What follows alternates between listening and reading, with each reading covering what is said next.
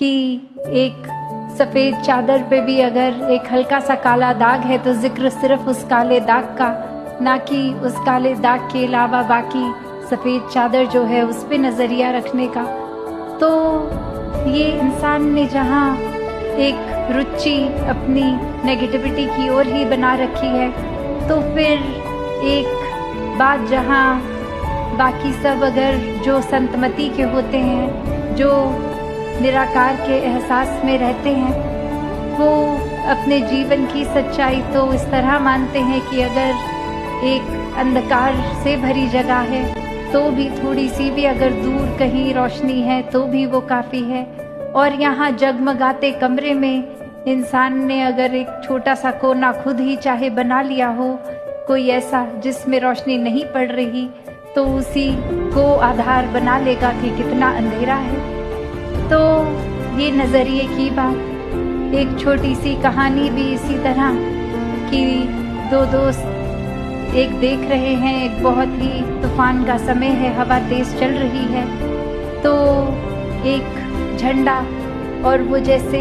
एक खंबे के ऊपर कपड़ा बंधा हुआ वो झंडा, और हवा का समय एक दोस्त कह रहा है कि ये हवा इस कपड़े को हिला रही है, और वहाँ दूसरा दोस्त कह रहा है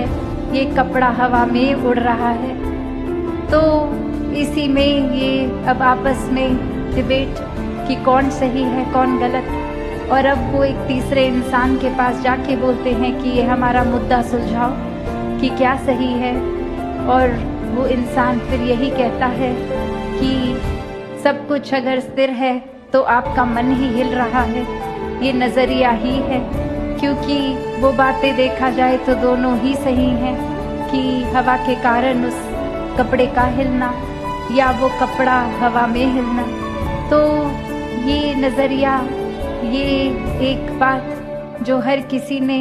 उस तरह से अपने हिसाब से आजकल बना लेते हैं कि ये हमारा नज़रिया है तो यही सही है।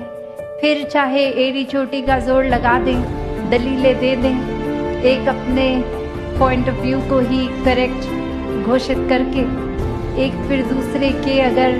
बात में दम भी है तो भी